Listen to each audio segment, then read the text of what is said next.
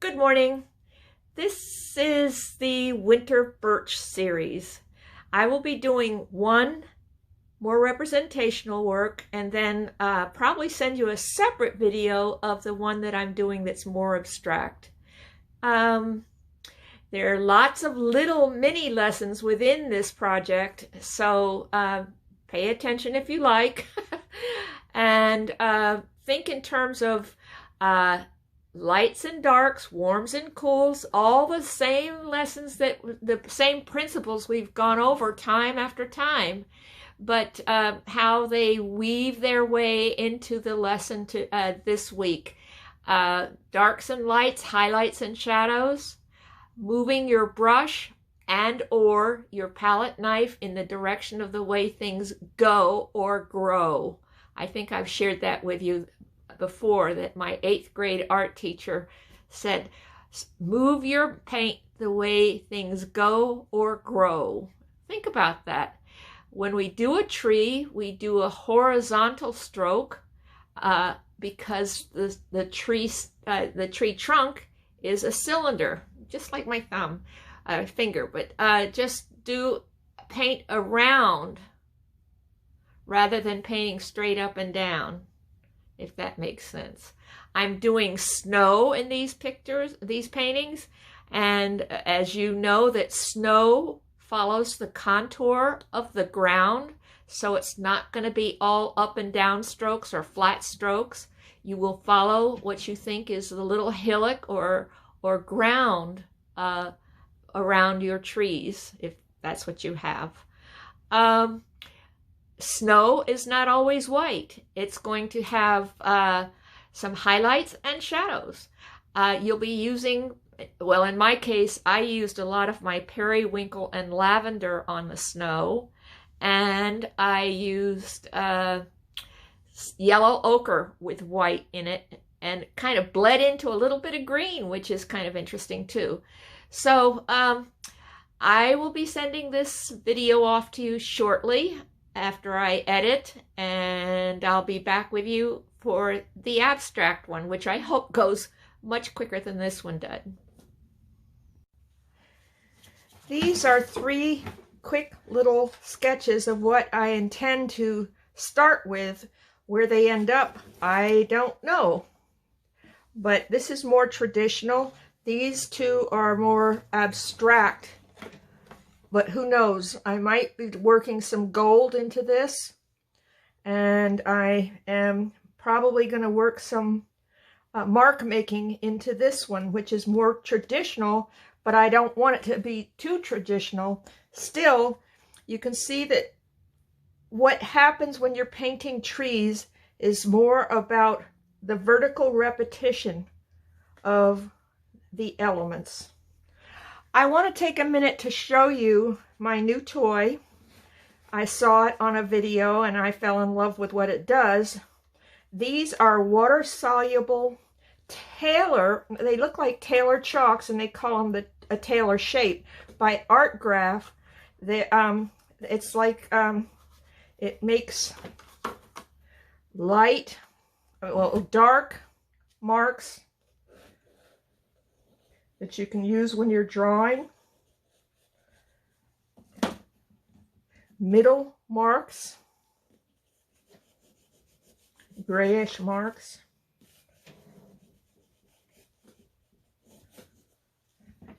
and even white marks. I'll show you that on top of this that's already dried.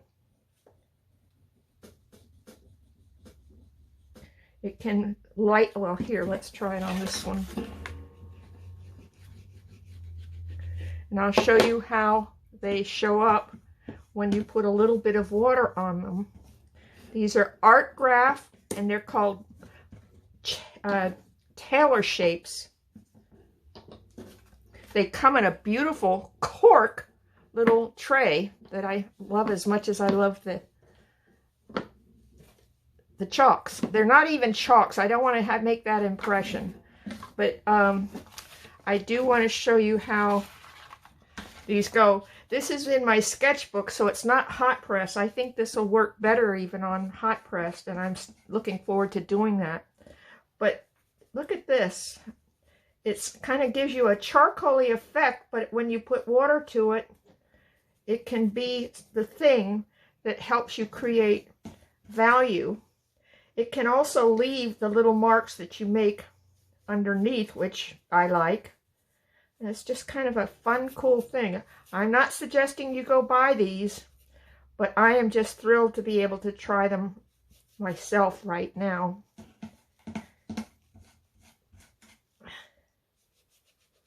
And you can grade them down in value if you like.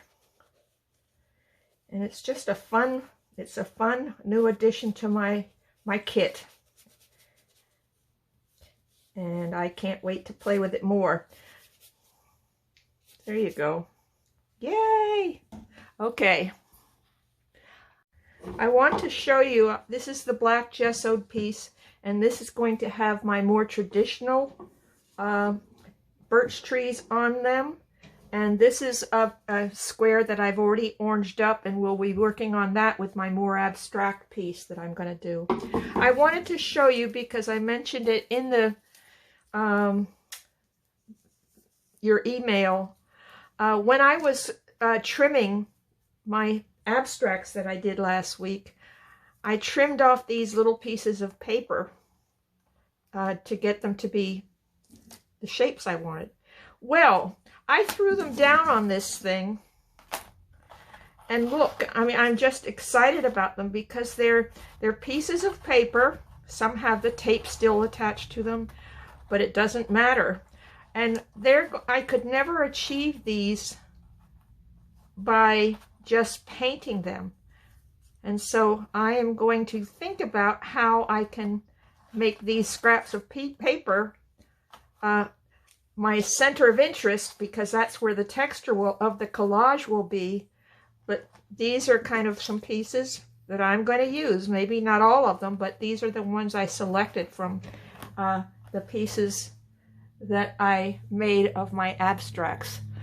Try it, see if you like it, or don't. But I'm going to try it, and I'll show you in the video later. I'm still using the same palette I used for my winter abstracts.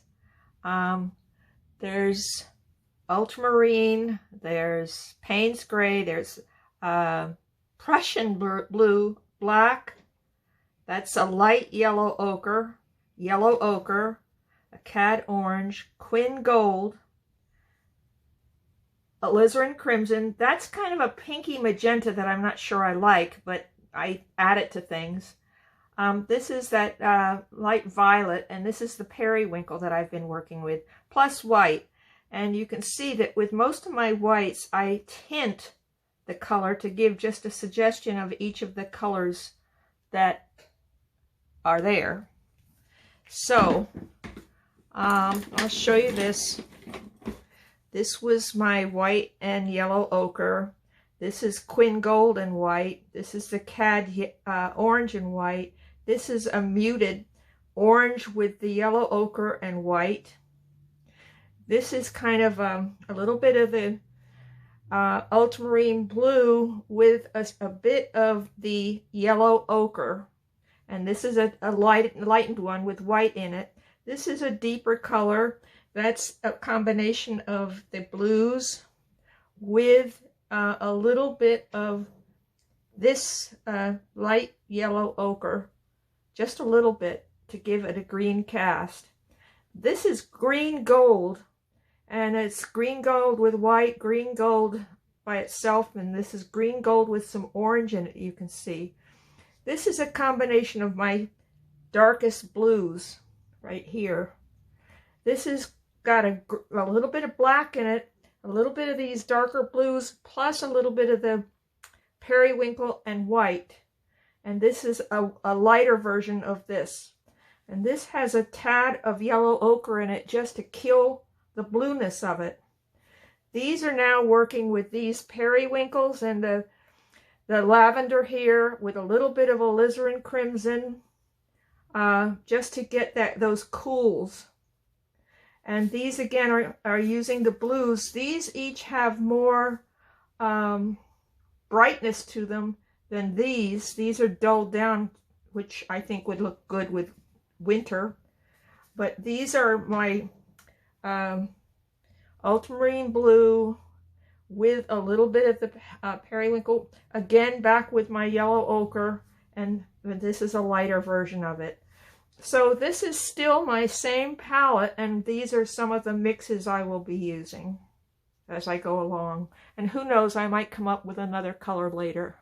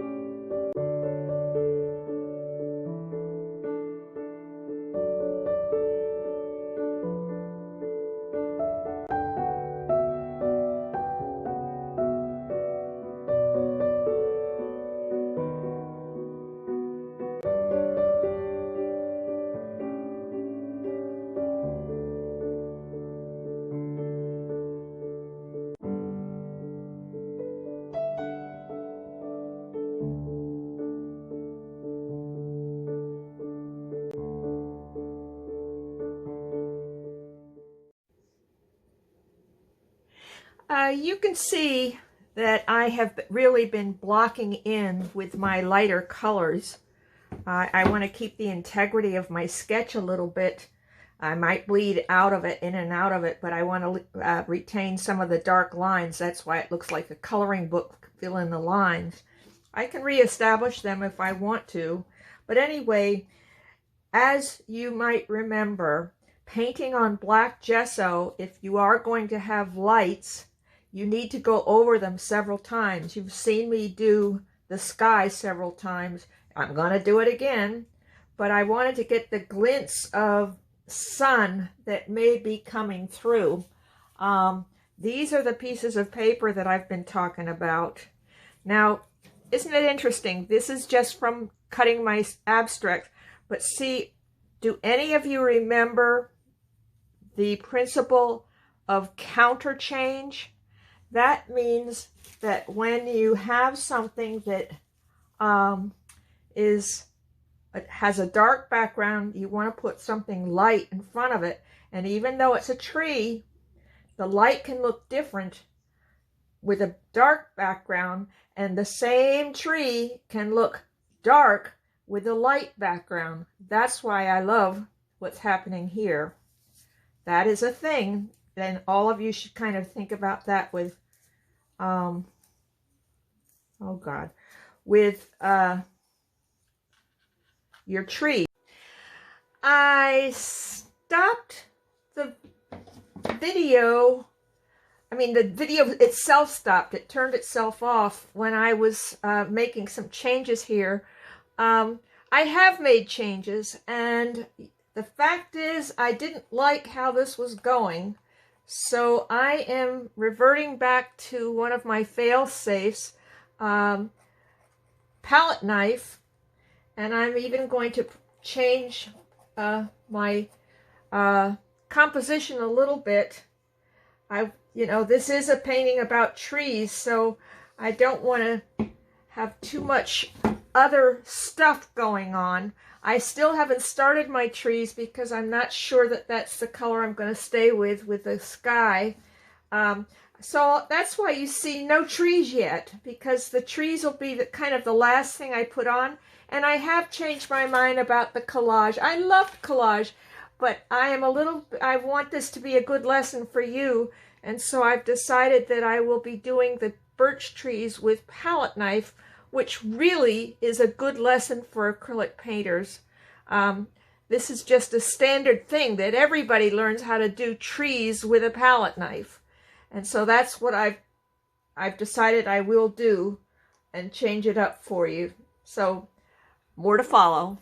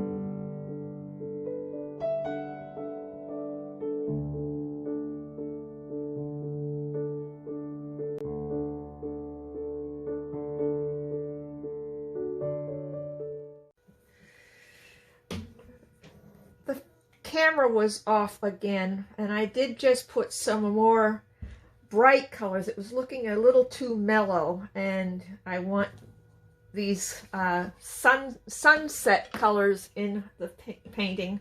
They might get subdued after some of this palette knife stuff dries a little bit.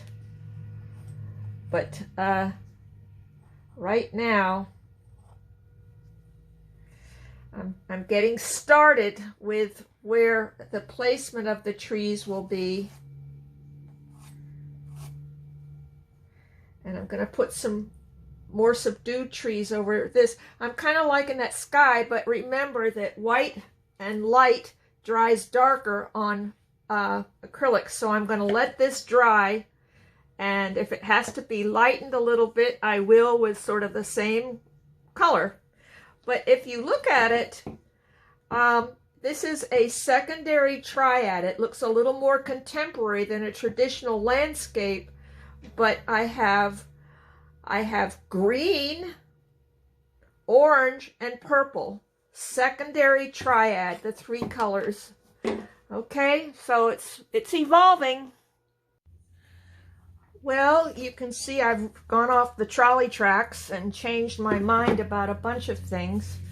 But I did want to point out that I'm still being a little bit, well, more than a little bit, pretty true to my palette that I created in the beginning. This was what I envisioned, having these sunsetty kind of colors, getting the green that's still in here, and cooling down the snow, cool greens, warmer greens. It's still here. Part of my canvas is wet, so it probably glares in this light. I wish I could fix that. Anyway, I put some more palette knife in here to create a basin to put my trees in. And I tried to get this little pond to be more irregularly shaped, so I reformed that. And once I start playing with my knife, I do go off the trolley tracks because it's so much fun, and I have so much more freedom to play and to move things around. I'm kind of okay with this sky. I think I might lighten it a little bit more, but then I'll finish off with the trees. You may remember that I started this 8x8 when we were doing trees in an earlier lesson last month. And I've pulled it out so that I could use this to demo what I'm going to be doing with my birch trees. I've already done a couple of palette knife trees. White birches are not always white. I put a lot of color in them because they can look bland. The reason we love birches so much is that indeed they have tons of value in that the white birch punctuated by the black markings on it. That can get pretty boring for me. So when I learned how to do birches, I learned to put all three primaries in them. They have this kind of rusty reddish brown. I'm using transparent red oxide right there.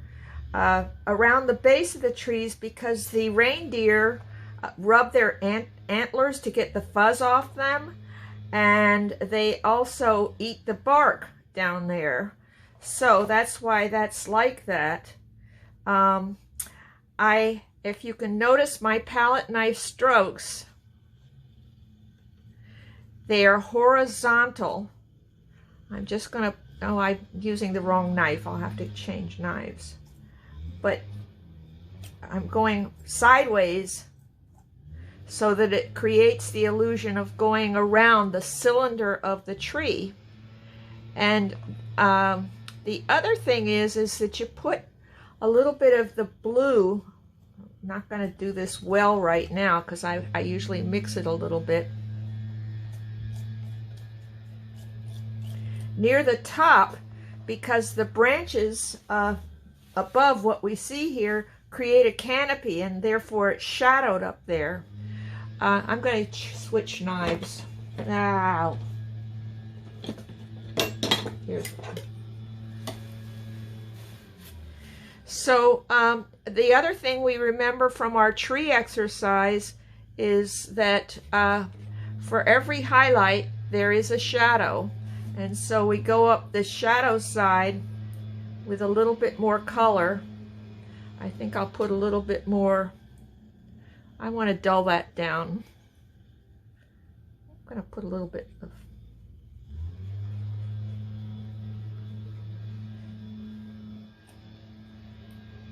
That's too dramatic, but that's to make the point on this video. That's the shadow side. It's kind of neutral, which is fine because then I can put other colors on top of it. There's a little bit with my yellow ochre. But then that can dry and set up, and I like what happened here. That was putting yellow ochre and then some green, blue on it, and it made it green up a little bit in a semi-neutral.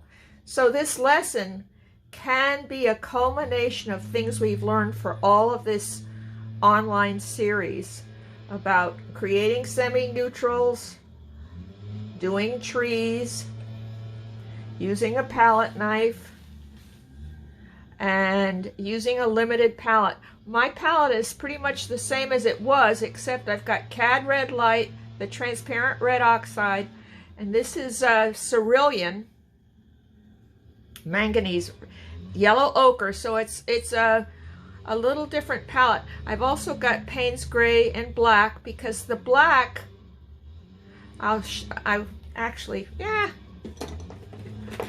put some on here. Back some white back on there.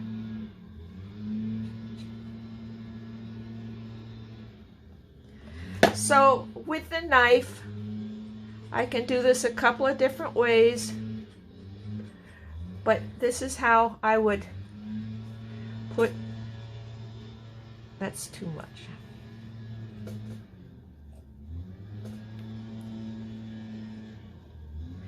Or you can put a little bit of a pinprick to show a little knot hole.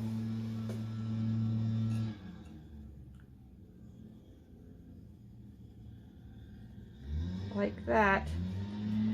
Okay, so I've shown you some things to do with a knife. I prefer doing them with a knife. That's why I switched my composition. It's going to be different than laying the collage papers in. I'm going to show you with a brush how I would do birch trees with just a brush if you don't want to use a palette knife.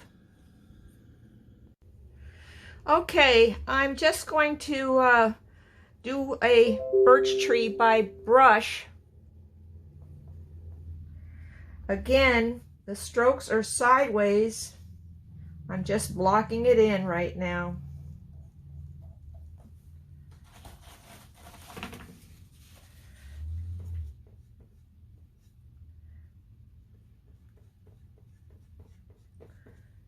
A little bit of yellow ochre.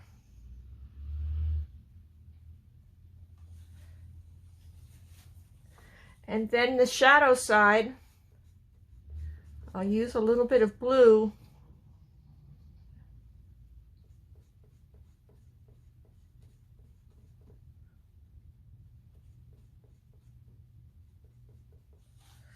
I'm going to turn it around.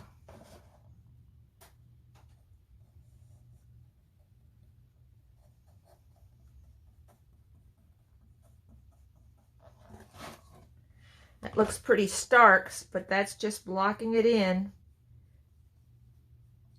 And see, that yellow ochre and the blue mix kind of gives you that grayish, it's a lovely color, I think.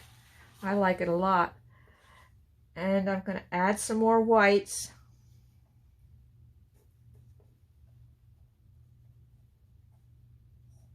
Widen it at the bottom because that's there. I can go back when any of this is dry and highlight it with white if I want it to look like it has more texture. I'm going to put a little bit of this with a little bit of the grayish Payne's Gray and the transparent red oxide. It's too wet, really.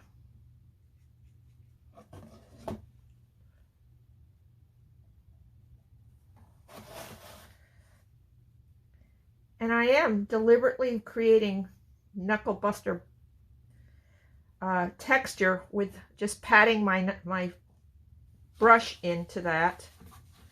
I think I want a little more black.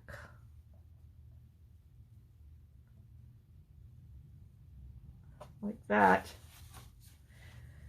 Let's leave that for a minute. Artistically speaking, I would do some more blending, etc. here, but I want to show you another technique before I move on. I'm getting a rigger. Well, that's a dagger.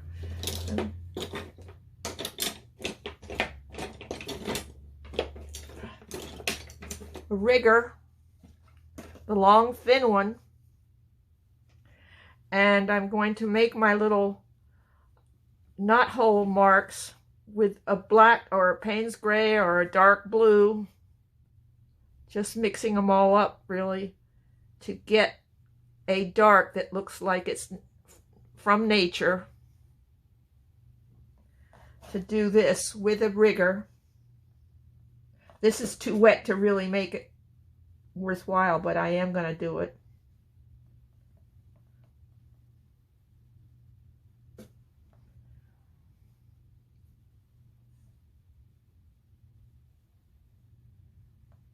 I usually do a group of about 3 together because that's kind of the way nature does it. 2 or 3 little marks at a time. Again, this is too wet for me to really make a... I don't want that much on there.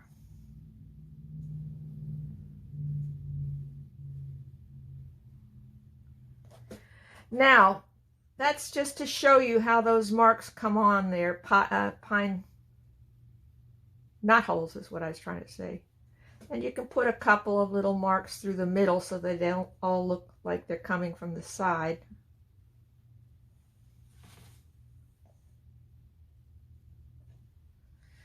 Now, I do more of that, but I just wanted to show you that for technique. I wanted to show you also that with the rigger, that you know when birch trees grow, they grow, the trunk grows white, but they start out kind of blackish. And the thin little branches that come off after the more mature ones have become white, all the thin little branches end up looking dark brown or black. So I'm using some Payne's Gray and this transparent red oxide.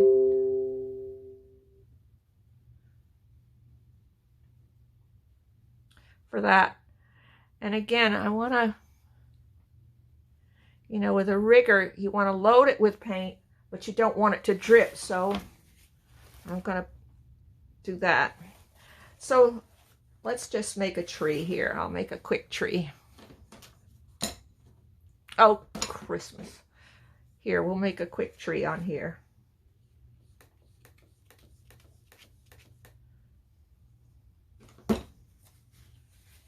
Okay, so let's pretend we've got other big white branches, but here I'm going to do the thinner, more juvenile branches that come off. They don't all come off from the side of the tree, so I can go like this with the dark, because that's how it goes on a birch tree. I want it darker there. It's too wet.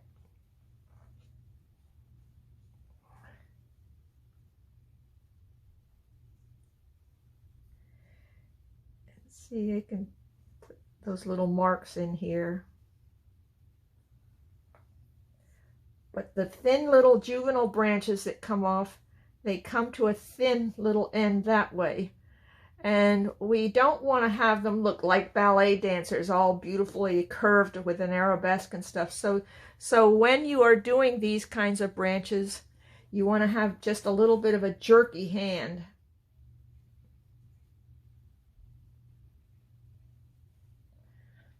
Just a little bit of spastic.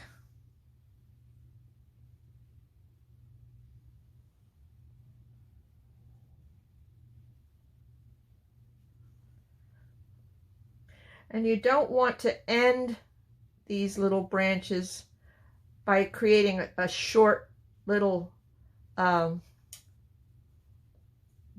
or V. I'm going to show you one. Just, this is not to do. Don't leave it like that. Extend it a little bit.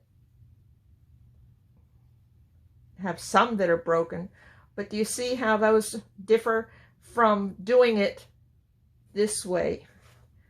That's not very effective, but see, these have some little spastic jerks of my brush.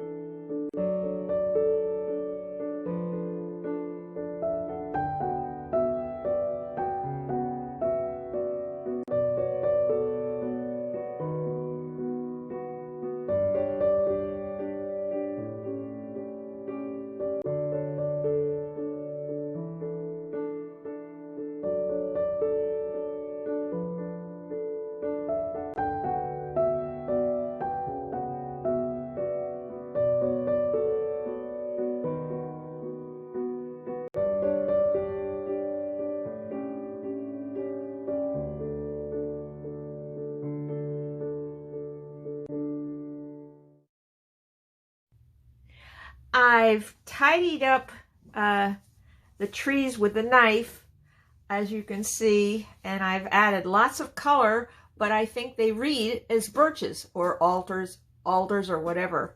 I tidied up this little bit of a stream. I think I might have to go back in there and darken some areas of it.